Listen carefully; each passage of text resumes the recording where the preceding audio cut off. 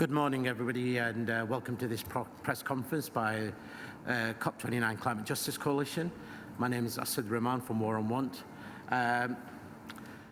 In 2022, the world's climate scientists said in the IPCC AR6 climate report that the high vulnerability of people in the global south is influenced by historical and ongoing patterns of inequity such as colonialism, especially for many indigenous peoples and local communities. It's now a recognized scientific and political fact that the roots of the climate crisis are deeply entwined with the history of colonialism, that the exploitation of colonized land, people and resources contributed to the carbon emissions that have led to both global heating, environmental degradation, and the deliberate and ongoing sacrifice of both peoples and their lands because their lives were seen and continue to be seen as worth less than others. Nowhere has that been illustrated more clearly than in the ongoing ecocide and genocide against the indigenous Palestinian people by settler colonialism, aided, armed, financed and given diplomatic cover and support by rich, powerful countries such as the US, the United Kingdom, EU and other Western powers. It is no accident that the most powerful backers of Israel, those that are willing to make hollow the words never again into again and again every single day, who are burning down international law, are willing to sit by whilst the UN itself is attacked and life-saving UN institutions such as UNRWA are banned, are those with their own bloody history of colonial violence and settler colonialism against other indigenous peoples, be it Native Americans in the United States, Aboriginal people in Australia, indigenous communities in South America. Just this week, the UN Human Rights Chief said about Israel's war on the Palestinians, "We are seeing increasingly aggressive attacks and campaigns against international institutions and mechanisms, including the UN, the Office of UN Human Rights, the International Court of Justice, and the International Criminal Court, calling out the unwillingness of some states to protect the very institutions that are designed to protect us all, uphold the universality of human rights, and of course are at the centre of this UN space and the UN Convention on Climate Change." And it's ironic that in this space, we as global civil society are also gagged from taking actions that stand in support of the UN, the Secretary General, UNRWA, or even showing the faces of our Palestinian colleagues, aid workers, medics, artists, trade unionists, students who are being murdered as we speak because of pressure from some of those very same states. We know the spectre of fascism and far-right populism is gaining ground globally, united in a politics of climate denialism, eco-fascism, anti-Muslim and anti-migrant racism, and of militarism. That those who refuse to pay up for the damages that they have done to the people on our planet are happy to give trillions to fossil fuel companies, to spend trillions on bombs, but leave the loss and damage fund empty, the adaptation fund rattling around with loose change, and claim that there is no money for climate action, but no shortage of money for genocide.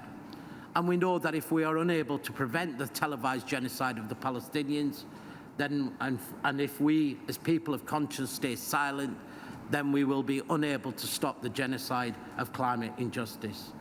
President Petro of Colombia said at this very same institution at COP28 last year, "In the faces of the Palestinian people, we, the peoples of the global south, see our past, our present and our future." And today's panel will be exploring that. We have alongside us Mohammed Usraf, Programme Lead, a Palestinian Climate Youth negotiations team from Gaza, Yana Rashid, a Palestinian refugee from the Nakba in 1948, now currently at Climate Sirens, addressing ecocide, and our colleague Shadi Khalil, Senior Global Policy Strategist of Oil Change International, whose groundbreaking report earlier this year, Behind the Barrel, the new insights into the countries and companies behind Israel's fuel supply, And last but not least, Lydia Nakbil, convener of the COP29 Climate Justice Coalition and coordinator of the Asian People's Movement on Debt and Development, and why Palestine is such a critical issue for peoples of the Global South. I'm going to hand over to Mohammed first. Thank you, Assad. Disjointed, dismembered, and fragmented, Palestinian bodies in Gaza are, but so is our international community. The human, physical, and environmental devastation transcends what you and I think. It is the greatest moral question that faces us all. Do we as people turn away from those facing genocide and ecocide, or are we willing to be complicit with apartheid in the West Bank, with those profiting from destruction? And are we willing to be silent? The families have always called you and I over the phone to check on you, to call us for recognition. I have lost my family in Gaza, and my aunt's dismembered remains call to us. What can you make of your pursuit of justice in such spaces? As Bisan, a Gazan journalist, said, looking for organs, heads, or skin. You walk a little bit and you see corpses waiting for someone to recognize them.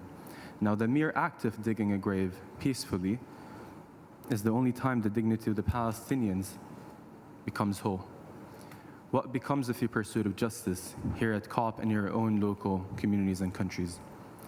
Growing up in Gaza, a place that for decades has been subjected to violence, blockades, and suffering, I stand before you, not here just as a witness, but a witness to the horrors that my people are enduring, but as a survivor in a land where the genocide is unfolding right in front of your eyes. For the last year, Gaza has been under the most intense and brutal assault that we have ever experienced. The sky above us is filled with the sounds of bombings. The ground beneath us shakes with the forces of airstrikes. There is no safe place in Gaza. Hospitals are overflowing with the wounded, yet even they are not safe. Bombed while they treat the injured. Children's hospitals and maternity wards, as well as shelters and religious spaces, among every other space in Gaza, has been left untouched, and none of these spaces are spared. And now food, water, and electricity are being used as weapons of war. This is not war, this is not conflict, this is genocide. And this is the time that we as an international community come for the Palestinians and come for the people of the Global South under the larger message of international unity. Act. Thank you.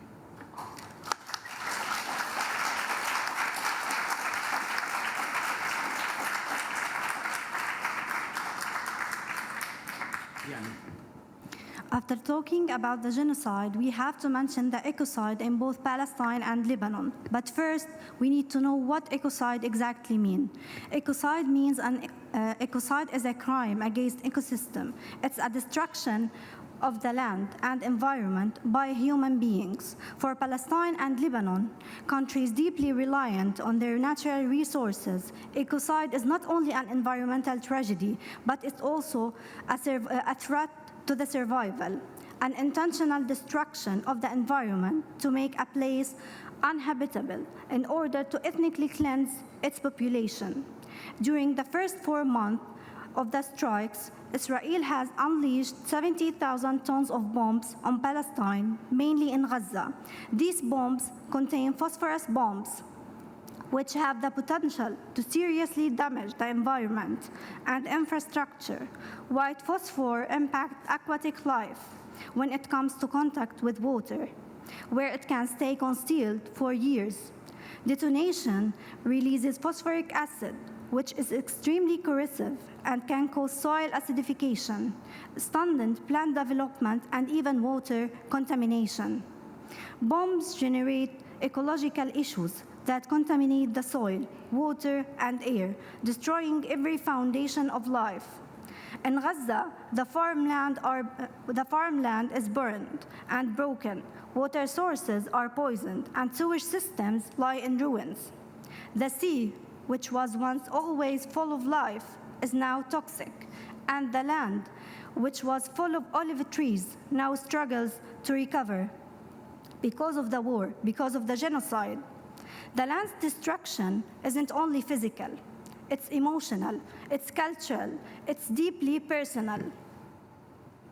Our connection as Palestinian and as Lebanese to the olive trees It's deeply rooted because it symbolized peace and resilience for us. It holds a unique place in the heritage, particularly for us. However, now these trees serve as an evidence of the cost of conflicts in both Palestine and Lebanon. 3 million trees have been destroyed in Gaza, which is a continuation of destruction and uprooting that Israel has long practiced across Palestine. Lebanon as well suffers from the same wounds. Airstrikes and unexploded bombs litter its landscape, threatening green valleys, ancient cedar forests, and coastal waters. More than 47,000 olive trees have been lost as a result of the ongoing genocide also in Lebanon during the crucial harvesting season, also preventing the farmers from farming and from benefiting from this season. This goes beyond the olive groves. Some areas were rendered unsuitable for farming as a result of the bombardment. Agriculture in South Lebanon has suffered from the ongoing genocide, which has resulted in land degradation, chemical contamination, and ongoing threat of unexploded munitions. This kind of violence doesn't fade easily, but in the middle of this pain, there's always a determination. There's always determination to fight, to remember to fight. These stories need to be told. Justice for environment must be pursued. We must hold those responsible accountable, or we risk losing our lands. But also, not only our lands, but also our identity, our heritage, our future, generation after generation.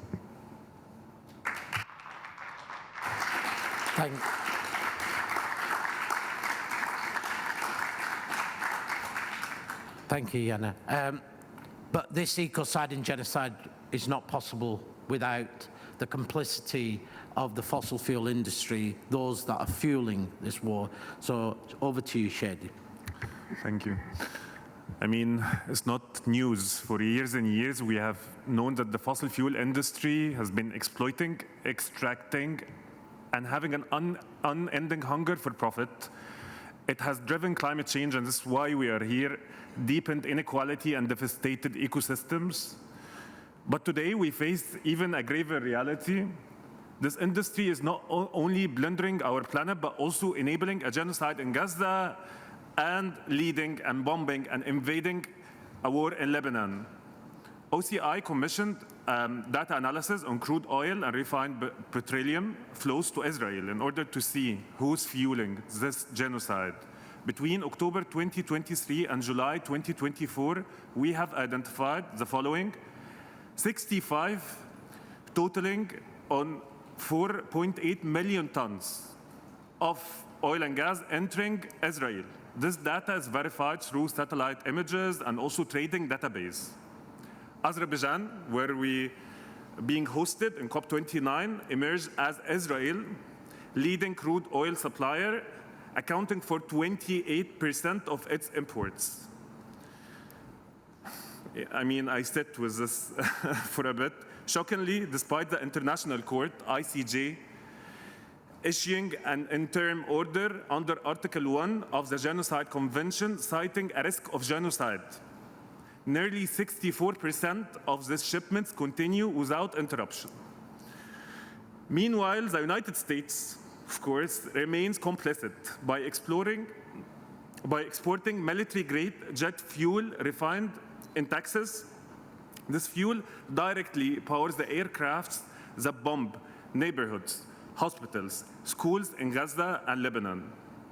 The Valero, specifically refinery in Corpus Christi, Texas, is directly implicit in this devastation.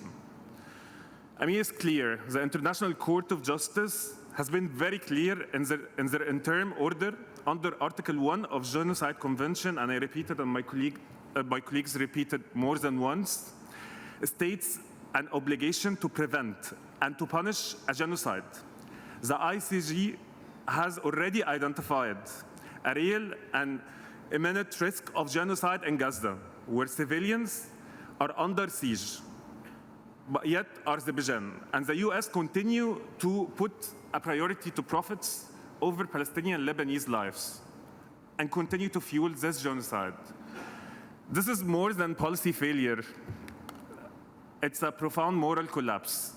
These countries are enabling colonial violence under the disguise of economic interest. That we also see the same patterns happening also in the climate space.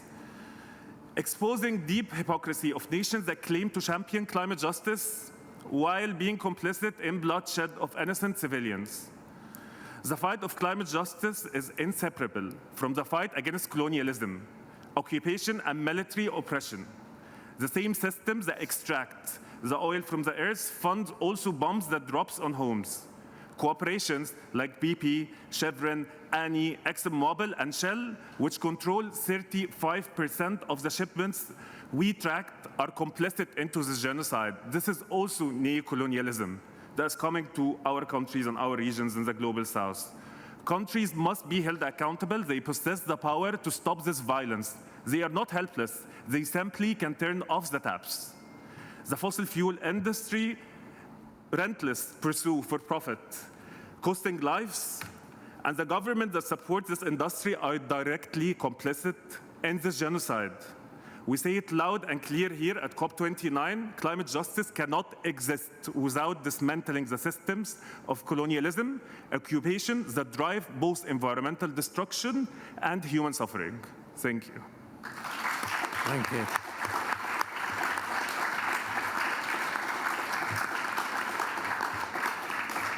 And now Lady Nakpil from COP29 Coalition and APMDD. Hello, good morning. I'm Lidi. I'm from the Philippines.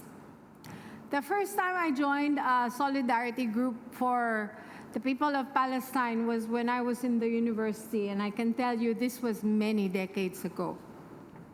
At that time, many of us felt that it's not enough to say we are in solidarity, because this is a common fight. We should see this as our fight, not something we are in solidarity with. And I speak for many people in the Global South when we say we have experienced, we have witnessed, and we continue to witness the same colonial occupation and exploitation of our people and our countries. We have experienced and we have witnessed the same utter disregard for our lives, for our rights, as we have seen in Palestine. But we know that this is probably one of the most blatant and extreme way that colonial powers, the same powers that are dominating and controlling and maneuvering in these climate negotiations, this is one of the most blatant. And I think many of us who have seen many horrific things happen in our own countries have been more than horrified at what we have seen in just the last few months.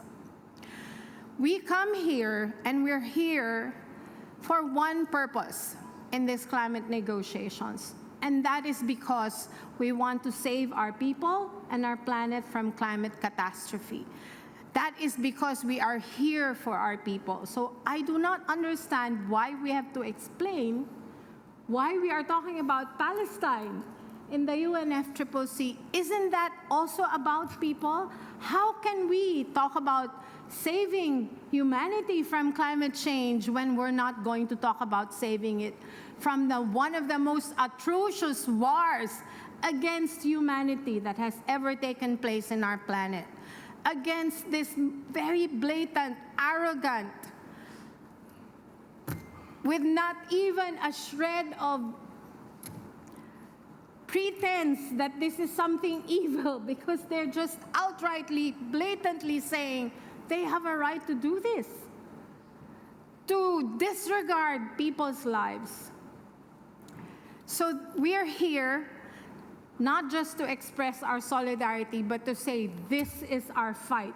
This is our common fight. And when we will stand with you in these halls to mobilize against what is happening in Palestine, to call for the stop to genocide, to war. We are calling that for our people as well. Thank you. Thank you, Liddy. As powerful as ever. As ever with these press conferences, we don't have much time, so I'm going to take if there are any questions. Yep. No? Yes, please.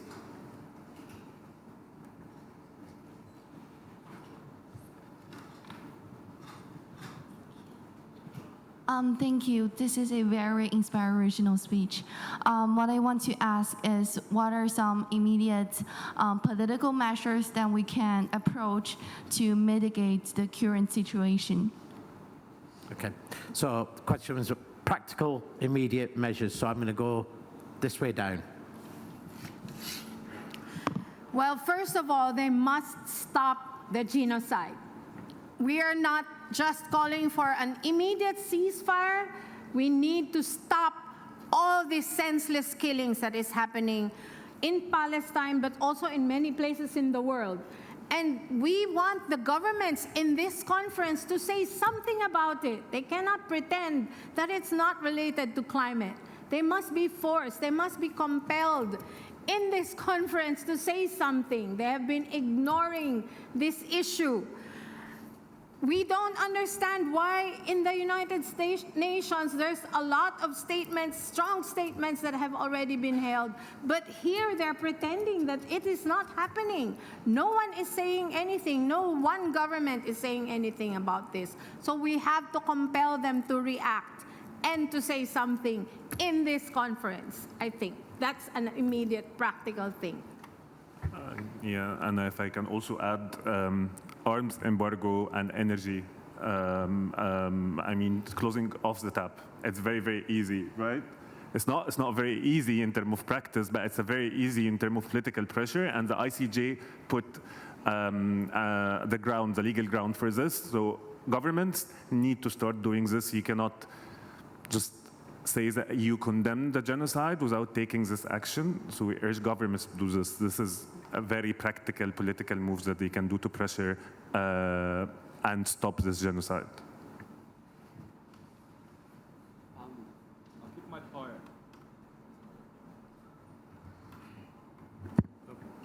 I'll keep my part very simple. What I do want to say is that, politically speaking, there is a political schism and there is political engineering that comes from those corporations that we see here in the UNFCCC. This is not the first war that has been waged in history, but it is the war where we see that we're all just either complicit or a war that we feel just unable to move. What I do ask is that on an individual basis, let's put the political aside. There's a genocide ongoing and it's a direct target at the people. What I ask is that you all participate in acting. Liddy mentioned the idea of solidarity. When I'm moving forward in an attempt to change the status quo, I don't need your solidarity. I need your proactiveness, and I need you to move with me. And that's why we need action from all over the world. And that's the only way we can change the status quo. We've always had solidarity for every single movement. It's time to do more than that. And it's time to, each and every single one of you, talks directly to their own communities and not just raise awareness, not just fundraise, but just think critically about what the lady here just asked. So keep asking questions and keep looking for answers. The solution is not as easy as it seems. And as Shadi said, do try to close the tap, but do keep asking questions and pushing others to do more. Thank you. For me, I think we are sick of slogan and only talking. We need to start implementing. We need to start taking action. As I know, there's a demand by a Palestinian organization for an energy embargo to end the supply of fossil fuel that Israel uses in its military vehicles and war plans to bombard Gaza and Lebanon. And I see this is a perfect way of implementation. So we need to start working forward and proceed from that step to beyond. I know we're about to close. So we're about to close because we're going to run out of time.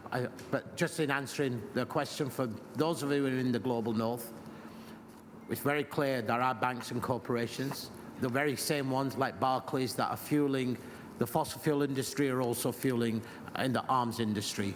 So this is where our movements come together. Our governments, who have a legal obligation under the ICJ and ICC rulings of not supporting the illegal occupation of ethnic cleansing and the genocide, we have to hold those account. And the very practical way we can do that, of course, is by targeting the energy industry, the fossil fuel industry. That is a connection between the climate justice movement and those who are standing in solidarity with the Palestinian people. That's why on Friday and Saturday this week, the global climate justice movement is standing up and marching together with the Palestinian solidarity movement, targeting and saying defund genocide, fund climate change. Thank you, everyone.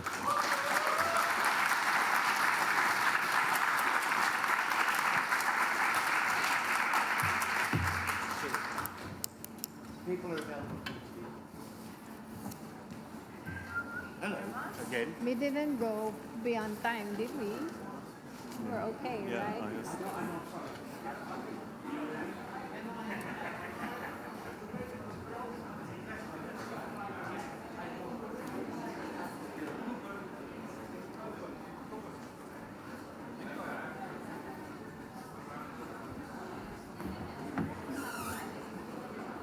Hey, we're good.